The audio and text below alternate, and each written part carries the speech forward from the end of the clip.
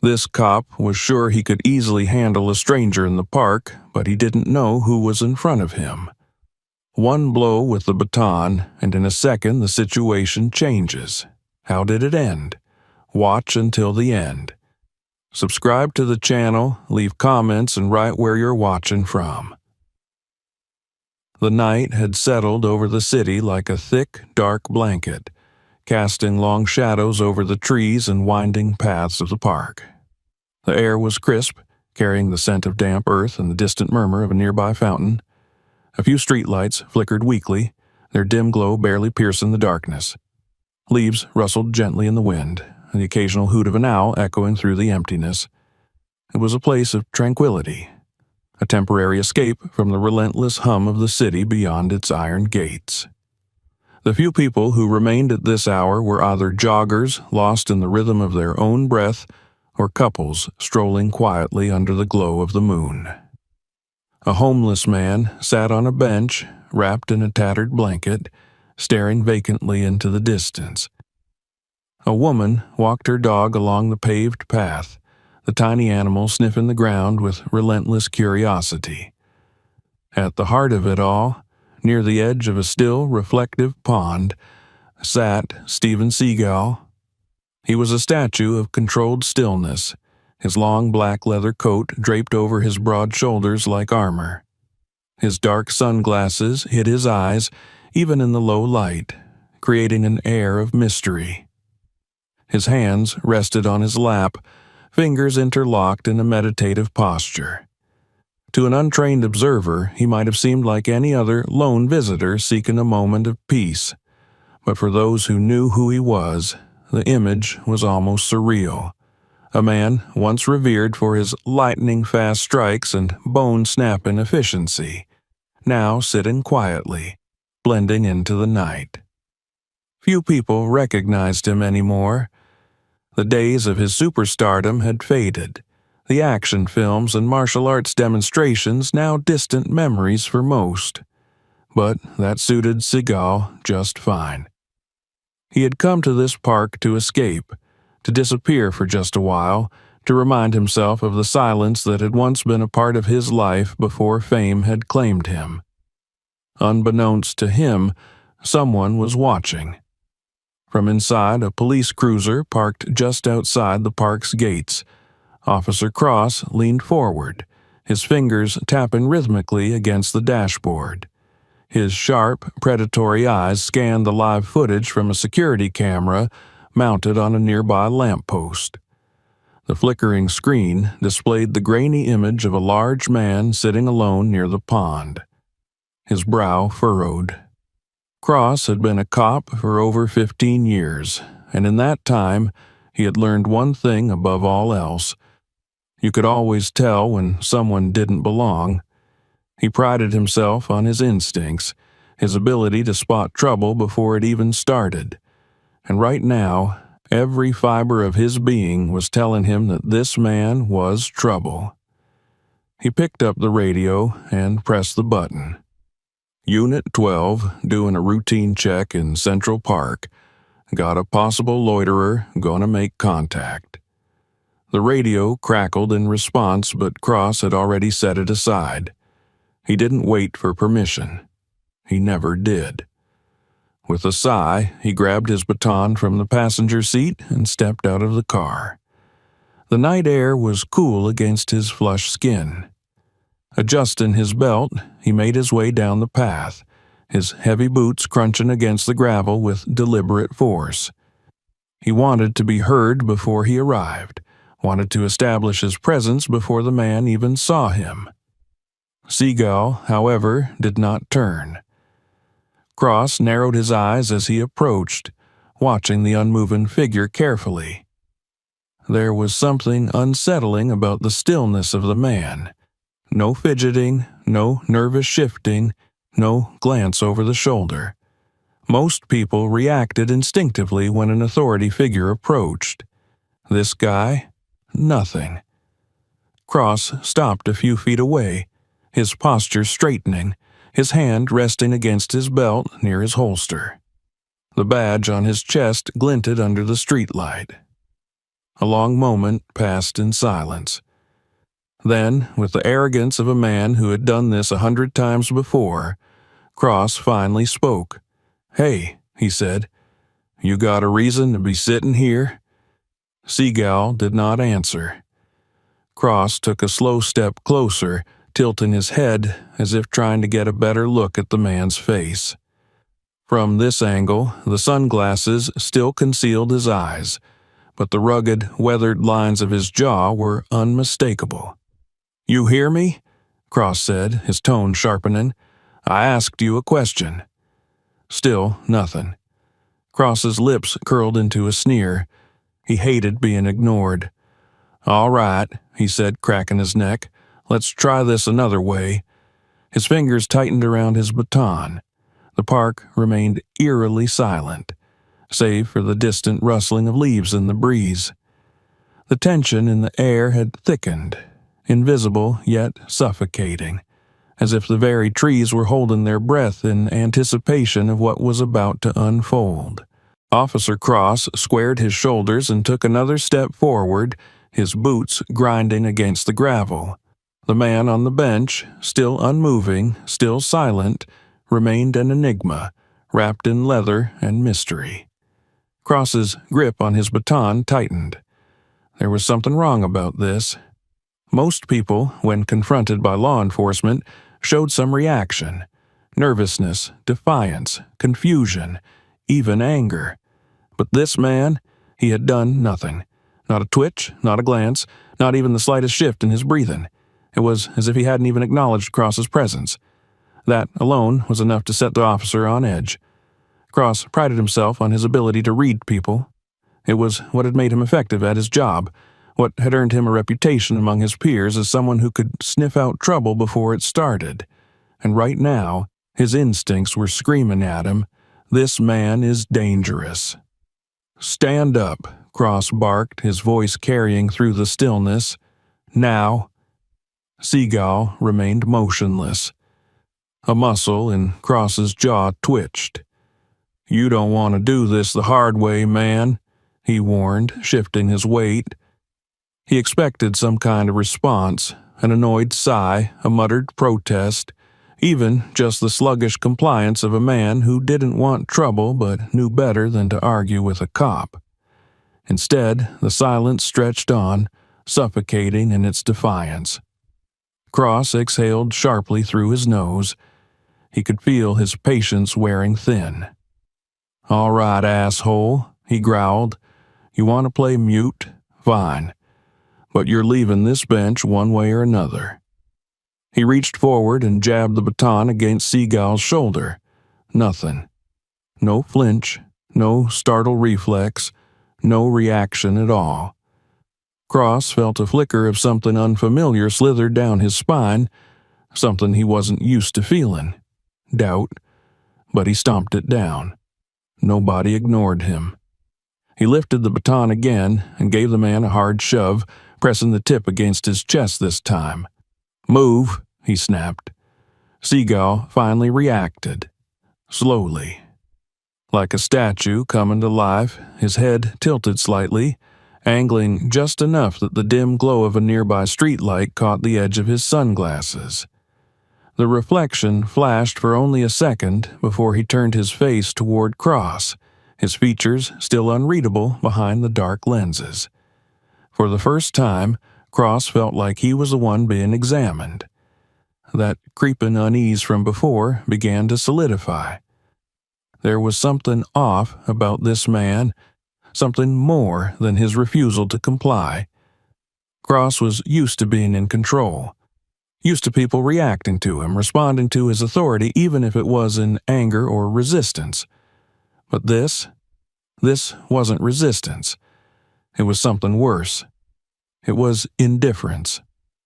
Cross's grip on the baton turned white-knuckled. "Last chance," he warned, voice lower now, darker. "You stand up, you walk away, and we forget this ever happened."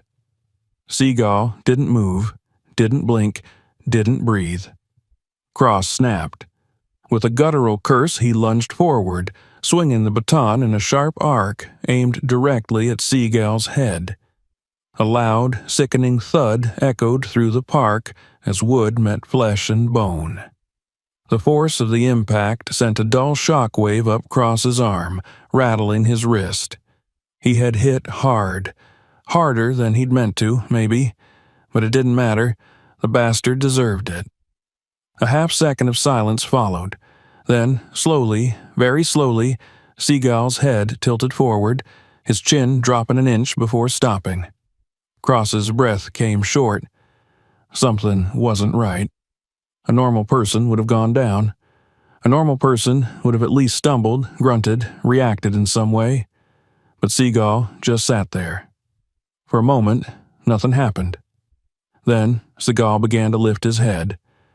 It was agonizingly slow, deliberate, controlled. When he finally straightened, his sunglasses had slipped just enough for Cross to see them. His eyes, cold, dark, empty. Cross felt the first tendrils of real fear coil in his gut. This man hadn't just taken the hit, he had absorbed it. Something primal kicked in. Something whispered in the back of Cross's mind. You just made a mistake. For the first time in a long time, Officer Cross hesitated. The Baton strike had landed with all the force he could muster, enough to knock most men unconscious or at least daze them. But Seagal sat there as if the impact had been nothing more than a tap on the shoulder. The slow, methodical way he lifted his head sent an involuntary chill down Cross's spine. The way the streetlight glinted off the dark lenses of his sunglasses only made the moment more surreal. Seagal exhaled through his nose, a deliberate, measured breath. His posture hadn't changed. He hadn't lashed out. He hadn't spoken. He was waiting. Cross clenched his jaw, shifting his stance without thinking. Why wasn't he doing anything? It was unsettling. He was used to aggression, people yelling, pushing back, running, pleading. He was used to control. But there was no fear in this man. No defiance, no anger, just complete stillness. Cross felt a hot wave of frustration rise in his chest. His pride stung. His authority had just been mocked, and that was something he wouldn't tolerate. All right, he muttered under his breath, adjusting his grip on the baton. Have it your way. He swung again. This time he aimed lower, going for the rib cage, a strike that would wind a man, force him to react. But before the baton could connect, something changed. Seagal moved, not in a frantic, jerking way.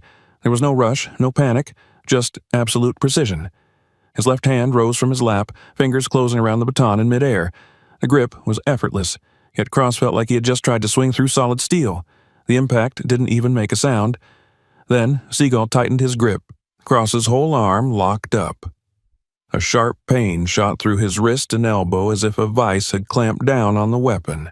His instincts screamed at him to pull back, but his muscles refused to obey.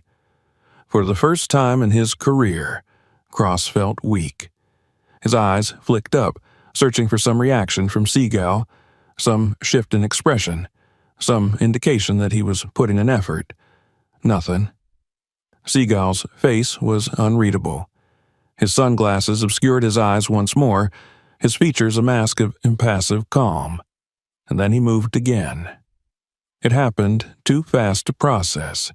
With a fluid twist of his wrist, Seagal rotated the baton counterclockwise, tearing it from Cross's grasp like a child snatching away a toy. The motion was effortless, frustratingly effortless. Cross staggered back, his balance momentarily thrown off. His own baton was now in the Seagal's hand, held loosely at his side. The weight of the moment finally sank in. Cross had lost control. His first instinct was to go for his gun. Years of training screamed at him, escalate, reestablish dominance, use force. But something deeper, something older, told him that if he so much as twitched toward his holster, He wouldn't even make it halfway before he hit the ground. He stared at Seagal, who remained seated, still holding the baton with an almost casual grip. His fingers adjusted slightly on the handle, as if testing the balance of the weapon. Then, in a single languid motion, Seagal dropped the baton onto the pavement. The clatter echoed through the park like a gunshot. Cross blinked. 1,000 questions flooded his mind, but none made sense. Why would he give the baton back? Why wasn't he retaliating? Why was he just sitting there? Cross had fought men before. He had subdued them, broken them, made them beg. He knew what fear looked like, and now, for the first time, he understood what it felt like. It was the realization that he was the one who had lost. The air felt thicker, pressing down on him like an unseen weight. Every instinct told him to step back, to walk away, but he couldn't. His pride wouldn't let him. "Think you're funny, huh?" he muttered, his voice lower now. Seagal didn't respond. The silence stretched again, more suffocating than before.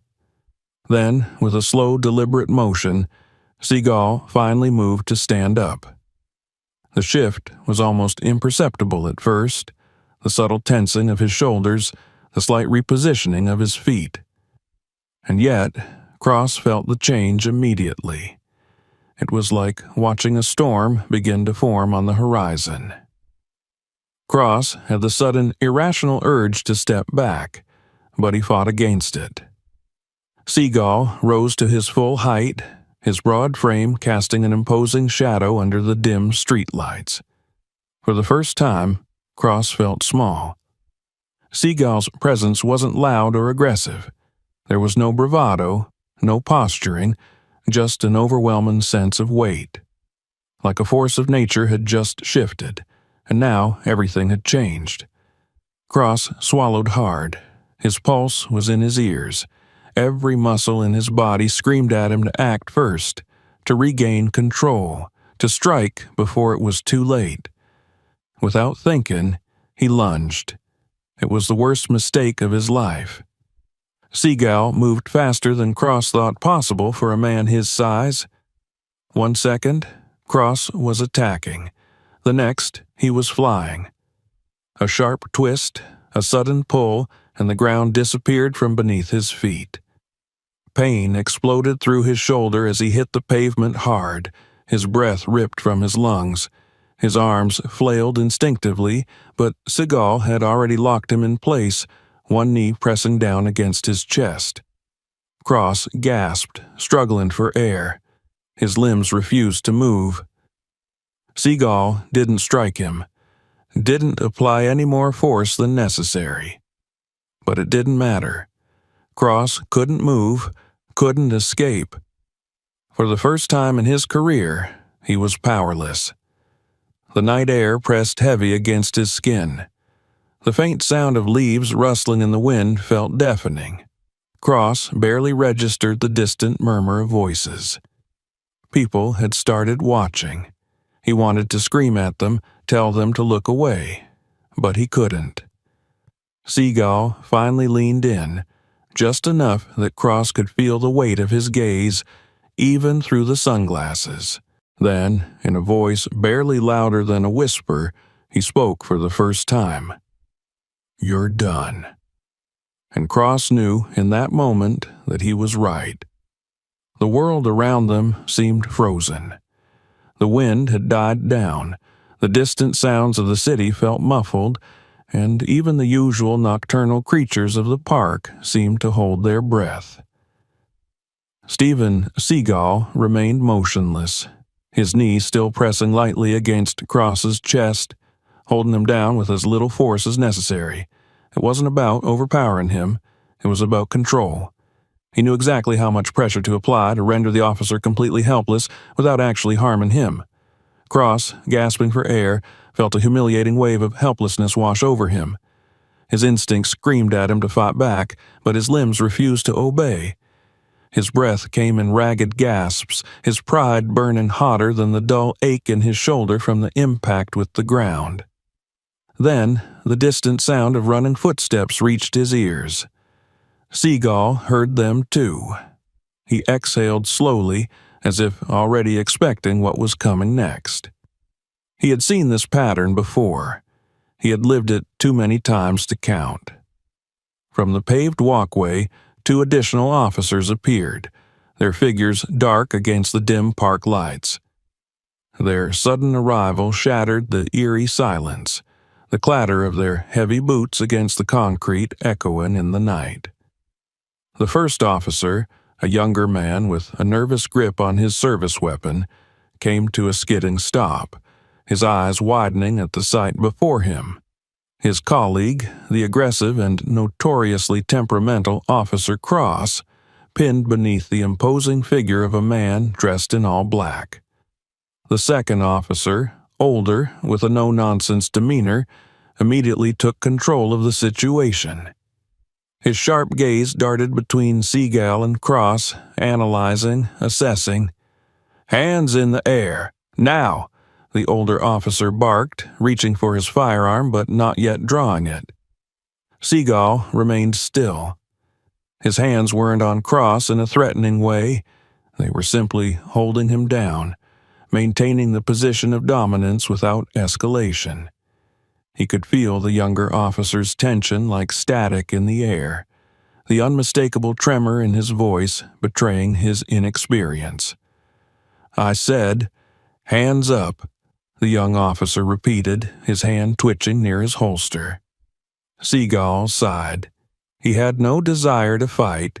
He never did. But he also had no intention of allowing these men to dictate the situation through panic and fear. With the same fluid control he had demonstrated throughout the encounter, he released Cross, stepping back in one smooth motion.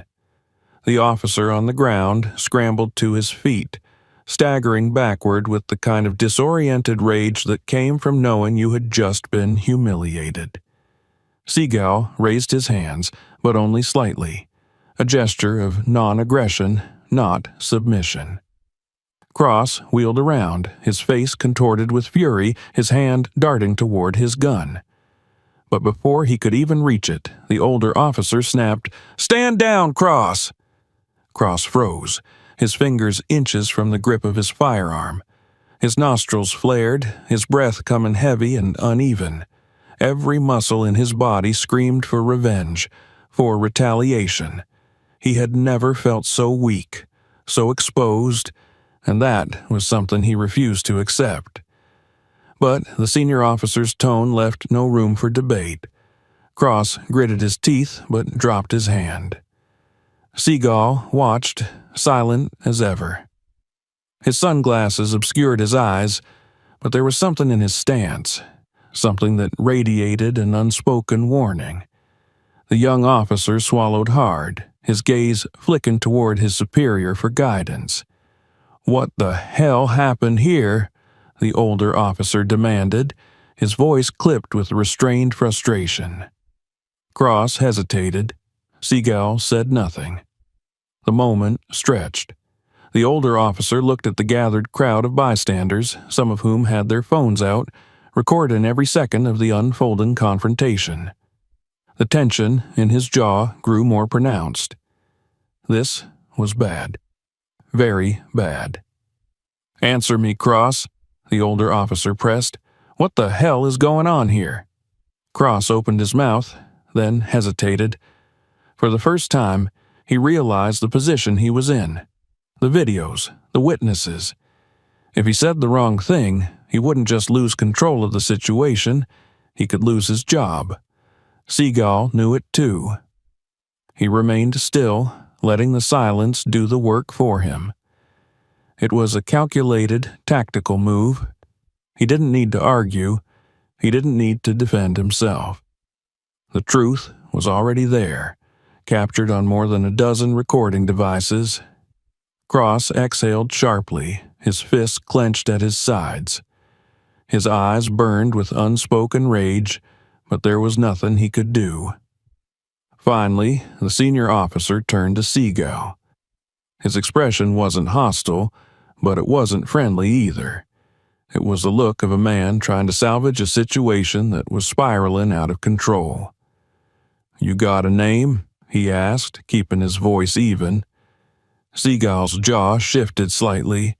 Then, finally, he spoke. "I wasn't looking for trouble, officer," he said, his voice low, measured. That was all he said.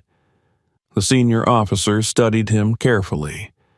His instincts told him that this man, whoever he was no ordinary civilian.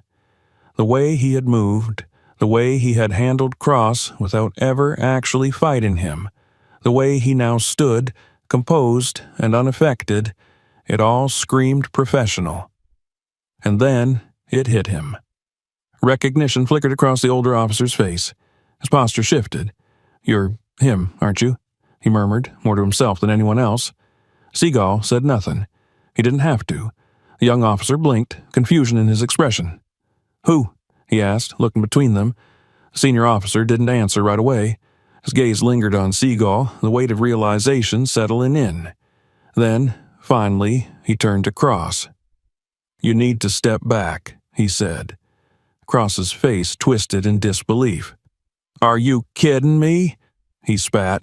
"This guy—" "We've got plenty of witnesses and plenty of footage," the senior officer interrupted, his tone turning hard as iron. "And if you don't want that footage reviewed by Internal Affairs by sunrise, you will stand down." Cross's face went red. For a moment, it looked like he might explode, but then his shoulders slumped, his body deflating under the weight of reality. He had lost, and there wasn't a damn thing he could do about it. The crowd began to murmur, the realization settling over them too. This wasn't just a routine police encounter. This was a reckoning, and Steven Seagal had won without throwing a single punch. The older officer took one last long look at Seagal. Then he nodded. "You're free to go." Seagal hesitated for a fraction of a second, then turned without another word. His coat billowed slightly as he walked away, disappearing into the shadows of the park. The gathered onlookers watched him go, whispering among themselves. The young officer finally spoke, still trying to process everything. "Who the hell was that?" The older officer exhaled. "That," he muttered, "was Steven Seagal." And with that, the night fell silent once more. The echoes of murmurs rippled through the gathered crowd as Steven Seagal walked away, his tall frame disappearing into the darkness of the park. The tension that had gripped the air moments ago now hung in an uneasy silence, leaving behind only the lingering weight of what had just transpired. Officer Cross stood rigid, his fists clenched at his sides. His breath came in short, ragged bursts, his face still flushed with a mixture of rage and humiliation. The streetlights overhead cast harsh shadows across his angular features, making his expression look even more severe. The senior officer, still standing nearby, took a slow breath, assessing the situation. He could feel the stares of the gathered civilians, could hear the faint sound of phone notifications as the videos of the confrontation were already being uploaded and shared across social media. This was bad. He turned toward Cross, leveling him with a gaze that was both reprimanding and filled with exhaustion. "You've done enough for tonight," he said, his voice low but firm. Cross snapped his head up, his eyes burning with frustration. "You're just letting him walk?" he demanded, his voice louder than necessary. He gestured wildly toward the path where Seagal had disappeared. After he put his hands on me, after he assaulted a police officer." The senior officer's jaw tightened. "He didn't assault you," he said evenly. "He defended himself." Cross let out a bitter, incredulous laugh. "You're seriously defending that piece of—" "Watch it." The senior officer's tone dropped into something dangerously low, something that made even the younger officer beside him stiffen. Cross blinked, his mouth still halfway open, but the look in his superior's eyes made his words die in his throat. The older officer took a deliberate step closer, his voice now quiet enough that only Cross could hear. "You escalated this situation, and everyone here knows it," he said. His eyes flicked toward the onlookers, toward the phones still recording. "You crossed a line, and it's all on camera." Cross's expression twisted, his mind scrambling for some kind of defense. "He resisted," he said through gritted teeth. "No," the senior officer corrected him. "He refused to be intimidated." Cross's face burned hotter. He opened his mouth again, but the older officer wasn't finished. "You provoked him," he said.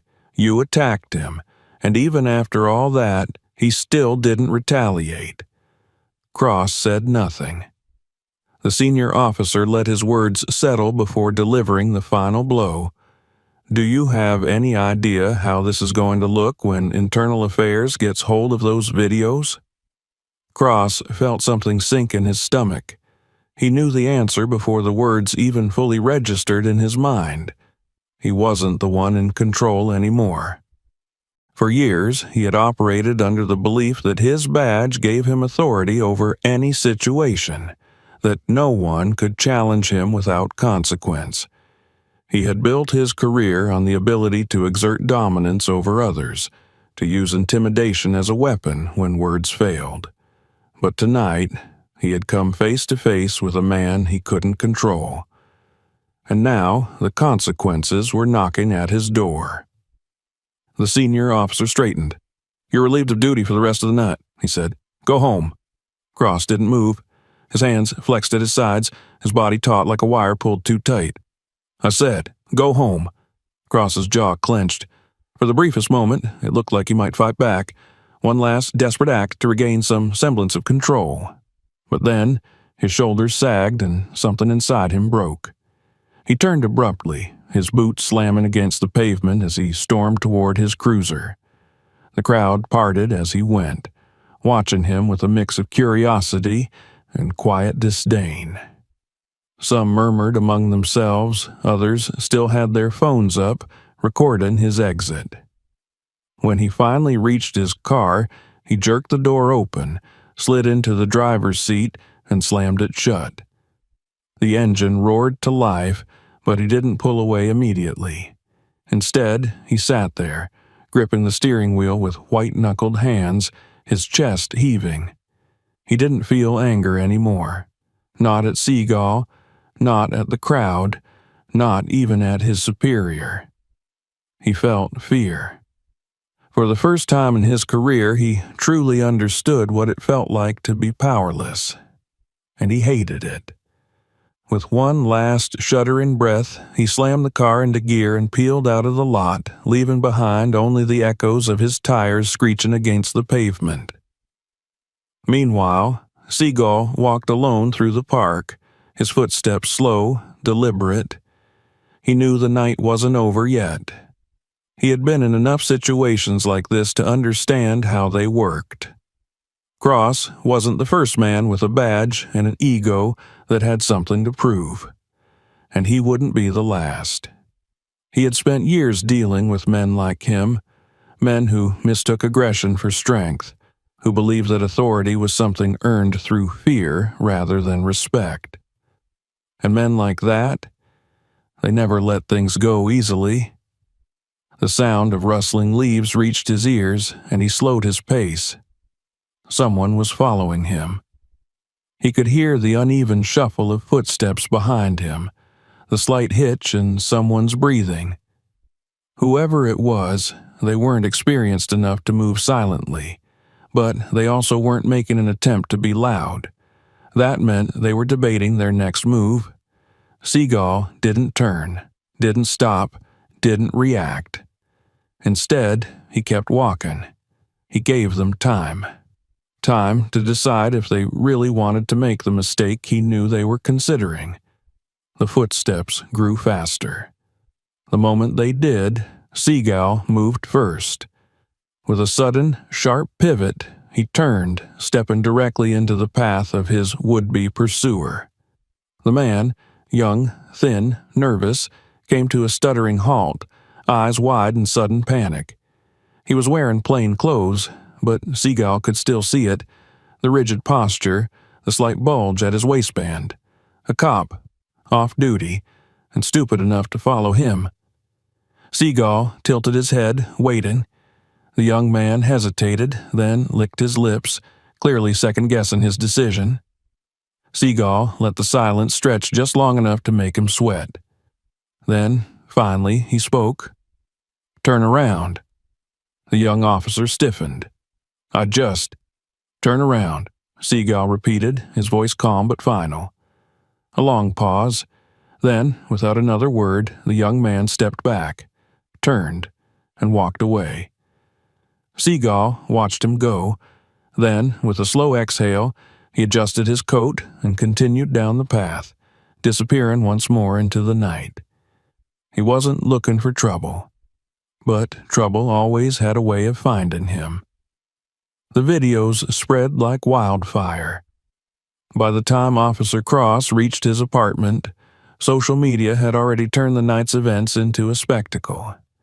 Footage of the confrontation flooded platforms, each clip capturing different angles, different reactions. Some videos focused on the moment Seagal disarmed him with ease. Others showed Cross crumpled on the pavement, gasping for air, his authority stripped away in front of a watching crowd. But the most damning footage of all was the Baton strike, the moment of impact. The way Seagal barely reacted, the way Cross's own aggression had led to his downfall. For years, Cross had built his reputation on control, on making sure that no one ever questioned his authority. But now the world had seen him lose, and they weren't going to forget. He sat in the darkness of his apartment, his face illuminated only by the glow of his phone screen. Every comment, every repost, every news article felt like another knife in his ribs. Another power-hungry cop gets what he deserves. This is why we record everything. Seagal made him look like a child. Embarrassing. Cross gritted his teeth, his breath coming in sharp, ragged bursts. He wanted to throw his phone, to punch something, to find Seagal and finish this. But what would that accomplish? His career was already on the line.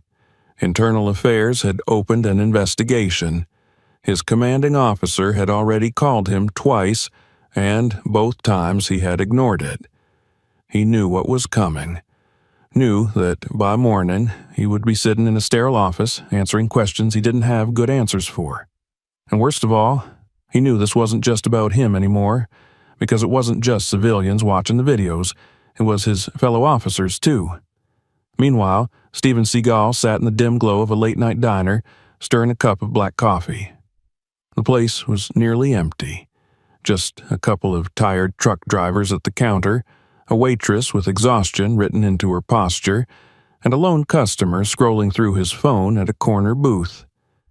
Seagal preferred it that way. He had spent decades in the spotlight, had lived through the rise and fall of fame, had been the man everyone wanted to see, until they didn't. Now he lived in the spaces between the cameras, between the fights, between the moments where the world demanded something from him. He took a slow sip of his coffee, his mind still in the park, still feeling the weight of what had happened. Not because it was unusual, because it wasn't. He had seen it before, over and over. The same patterns, the same men, the same need for control disguised as authority. Men like Cross weren't unique.